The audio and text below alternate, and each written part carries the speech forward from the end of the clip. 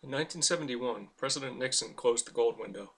This is well known by the gold community, but often the analysis of the next few decades has been very shallow, resulting in the gold community continuously crying out that the dollar has no gold backing.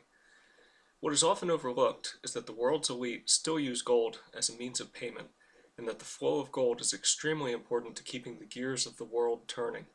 Let's take a look at how the mechanism of gold payment works in our post-Bretton Woods world and what might cause it to fail. What has replaced the gold-backed dollar of the Bretton Woods era is a very cleverly conceived gold-backed currency that relies upon the petrodollar, the gold loan, and the futures market. It works like this. The oil exporting nations, under the leadership of Saudi Arabia, have agreed to accept only dollars in exchange for their oil. In return, the U.S. is guaranteed to, quote, keep the dollar strong in gold. But how does the U.S. do this? Well, mining is a capital-intensive operation, and mines need cash right now in order to guarantee the flow of gold well into the future. So bullion banks arrange financing for the mines. The mines receive cash now from bullion banks in return for a promise to deliver gold in the future. This creates a futures contract in gold. The mine is a commercial short and the bullion bank is a commercial net long. The bullion bank is the market maker who gets cash from investors, in this case the oil producers. The bullion bank sells the futures contracts to the oil exporters, who are the counterparty longs to the mining industry's shorts. But this isn't the end of the story, because the oil exporters know that gold in the ground is not the same thing as refined above-ground gold. If all they were interested in was a claim on the gold in the ground, they could simply buy mining shares outright. But that's not what they want. They want real gold. So how do they guarantee that real gold stands behind the futures contract? That's where monetary authorities come into play. They have large stores of official gold, which they in turn loan out to the bullion banks in the form of gold loans. These loans are of finite term and stipulate that the bullion banks return the gold plus interest at some point in the future. This isn't a transfer of physical gold, only a transfer of title. The physical gold stays put. The bullion banks can pay the interest because of the contango on the futures market. If you're not familiar with contango, it is simply the condition where the future gold is priced more highly than spot. It is the way that entities that are willing to warehouse a good can generate a profit, but more on that in a minute. So in this way, the monetary authority can maintain physical possession of the gold and provide assurances to oil exporters that they can get their gold if they decide to stand for delivery on the futures contracts. And voila! What has been created is a paper contract that acts as a warehouse receipt for gold that has the backing of the U.S. government. Does this sound to you like what the dollar used to be? It does to me too. In fact, this is real power money. This is the currency that holds everything together. The gold-backed dollar hasn't died. It has only changed in form. What is needed to keep everything functioning properly is this system I have circled here in blue. It requires that we have bullion banks who can make the market between the oil exporters and the gold miners. It requires that the miners can make a reasonable profit and are willing to hedge their future production. It requires that the monetary authorities are willing to make gold loans. And for several decades, this has worked. So what can cause it to fail?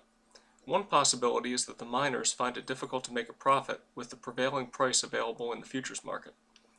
This could happen if the costs of labor, fuel, or equipment climb and put a squeeze on profit margins. It could happen if the gold available in the ground becomes harder to extract as higher grades are exploited. I've shown in some previous videos that ore grades are in fact declining, which means that gold is in fact becoming more expensive to mine in real terms. We can also take a look at the current share prices of gold mining companies, which are very depressed relative to where they were a few years ago. Another possibility is that the bullion bank is unable to make a profitable market in the futures pits.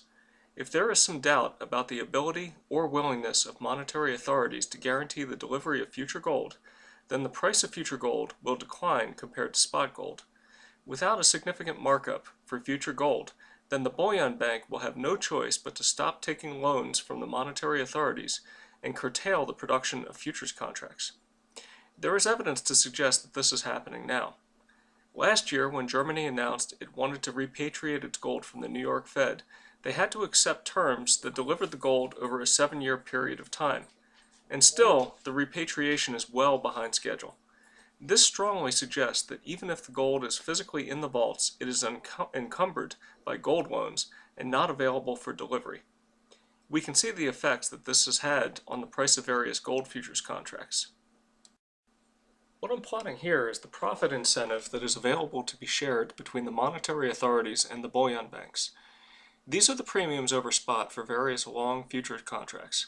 You can see that the near-term contracts are in a condition called backwardation, which is where the future price is lower than the spot price, while further out contracts are in contango, which is where the futures price is higher than spot. Even for longer-term contracts, there isn't much of an incentive for a bullion bank to act as a warehouse.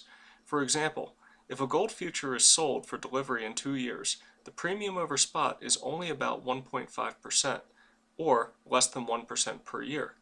This means that in order to justify underwriting the contract, the bullion bank will have to pay for warehouse storage space, employees, pay the lease rate on the gold to the monetary authority, and pay shareholders a dividend, all out of a spread of less than 1%. This isn't doable, so it's not worth writing the contract. To make matters worse, with near-term contracts in backwardation, it makes more sense to sell metal on the spot market and buy a futures contract for future delivery.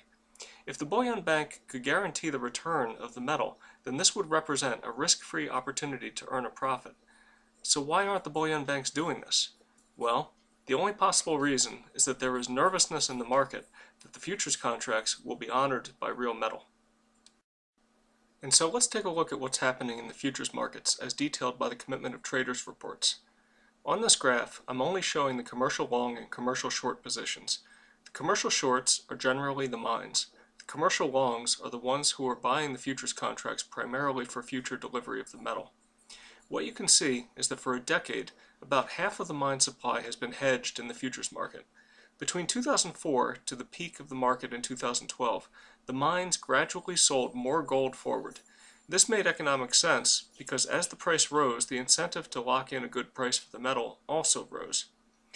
But after the market peak, the number of commercial short contracts went into a steady decline. Part of this was due to declining gold prices. Part of it was due to the reduced incentives available to make a profit off of the contango available in the futures market. There is more emphasis now upon current gold than future gold. This is not to say that future gold is not still in demand, as is evidenced by the relentless increase of the number of commercial long contracts, only that investors are now placing less faith in the futures contracts than they are in current physical gold. But even still, future gold that has a possibility of delivering is better than no gold at all. Right now, due to declining commercial short contracts and rising commercial longs, we are facing a fairly unique situation. The mine production that has been secured through hedges is essentially cornered. Each commercial short is matched almost 1-to-1 with a commercial long. Hedged mining supply is essentially spoken for. No new power currency can be created without one of two things happening. First, the monetary authorities can start selling their own gold. What is not already encumbered, though, is too precious.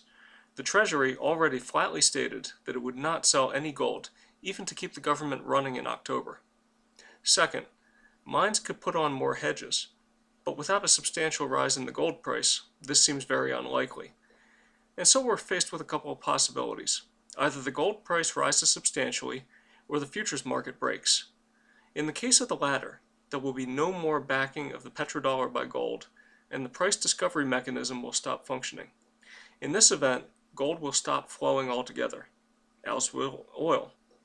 But both will be priceless in dollars, because the value of the dollar truly will go to zero.